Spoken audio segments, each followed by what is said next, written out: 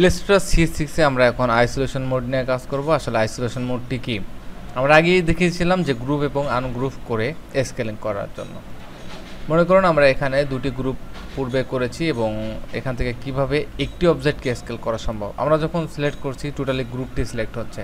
এখানে isolation mode আমাদের কিভাবে কাজ করে, যে কোনো একটি অবজেক্টকে আমরা স্কেল করার ক্ষেত্রে আমরা যে কোনো একটি অবজেক্টের পরে ইন্টিগ্রেট করে ডবল ক্লিক করলে আমাদের আইসোলেশন মোড এখানে আসবে এবং এখানে দেখতে পাচ্ছি যে আমাদের লেয়ার 1 এর নিচে গ্রুপ এবং এই গ্রুপের আন্ডারে আমাদের এই অবজেক্টটি, আমরা এই অবজেক্টটি সিলেক্ট করলাম এবং এই অবজেক্টটি সিলেক্ট করার পর আরও একটি গ্রুপ এখানে রয়েছে এবং আরও একটি ডবল ক্লিক করার পর আইসোলেশন তার নিচে সাব গ্রুপে প্রবেশ করলো এবং এই গ্রুপ থেকে আমি এই অবজেক্টটিকে এভাবে স্কেল করে বড় করতে পারবো। নেক্সট আমরা গ্রুপে এবং তারপরে আমরা লেয়ার 1 এ ফিরে আসতে পারি।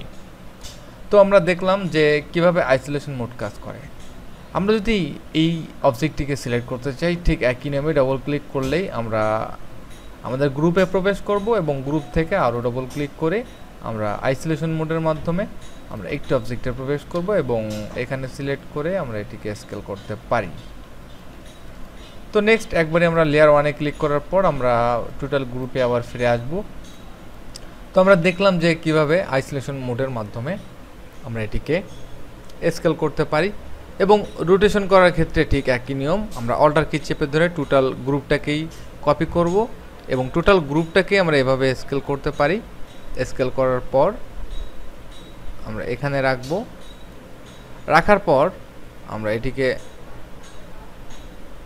রোটেশন করব এবং কন্ট্রোল প্লাস কি চেপে আমরা একটু জুম করে দেখি। এবার আমরা শুধুমাত্র এই ভিতরের এই অবজেক্টটিকে ডবল ক্লিক করব, আবারও ডবল ক্লিক করব।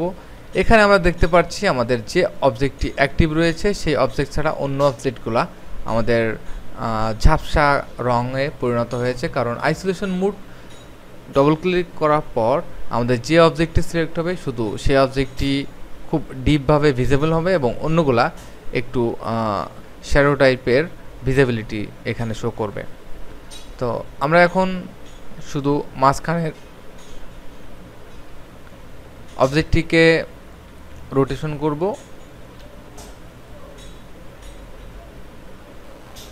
এবং শিফট চেপে এবার আমরা লেয়ার 1 এ ফিরে আসব।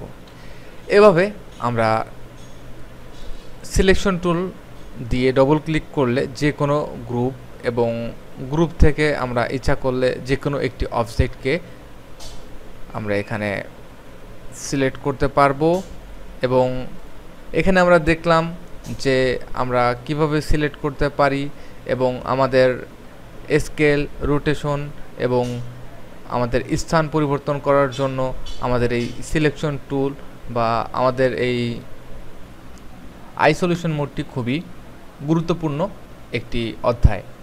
তো আমরা দেখলাম আইসোলেশন মোডের মাধ্যমে কীভাবে একটি গ্রুপ থেকে একটি অবজেক্টকে মডিফাই করা সম্ভব। নেক্সটে আমরা রোটেশন সম্পর্কে, স্কেল সম্পর্কে খুব ভালো ধারণা নেব।